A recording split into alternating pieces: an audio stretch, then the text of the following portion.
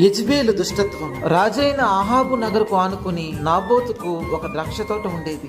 అప్పుడు రాజు, నీ ద్రాక్ష తోట నాకు అమ్మమని చెప్పినప్పుడు దానికి నాబోతు, ఇది నాకు పిత్రార్జితంగా వచ్చిన ఆస్తి కనుక అమ్మడం కుదరదు అనగా, రాజైన ఆహాబు ముఖం చిన్నబుచ్చుకుని వెళ్ళిపోవడం జరిగింది. అతని భార్య అయిన యెజెబెలు అతని దుఃఖానికి కారణం అడిగి తెలుసుకుని, నీవు ఇజ్రాయేలీయుల యొక్క రాజువి, సంతోషంగా భోజనించి నాబోతు యొక్క ద్రాక్ష తోటను నేను నీకు ఇప్పిస్తానని చెప్పడం జరిగింది. అప్పుడు ఆమె తాకీదు మీద నాబోతు రాజును దేవుణ్ణి దూషించాడని రాజు పేరట తాకీదు రాయించి రాజముద్ర వేసి నాబోతు నివాసం చేయుచున్న పట్టణపు పెద్దలకు సామంతులకు పంపింది. తర్వాత వారు నాబోతును రాళ్లతో కొట్టి చంపారు. అప్పుడు యెహోవా వాక్కు ఏలియాకు ప్రత్యక్షమై, నీవు వెంటనే ఆహాబు దగ్గరికి వెళ్లి ఈ విషయం ప్రకటించు. ఏ ద్రాక్ష తోట కోసమైతే నీవు నాబోతు యొక్క రక్తాన్ని చిందించావో అదే స్థలంలో కుక్కలు నీ రక్తాన్ని నాకుతాయని చెప్పడం జరిగింది. ఈ రోజున నీకు అధికారం ఉందనో డబ్బు ఉందనో విచ్చలవిడిగా పాపం చేస్తున్నావు.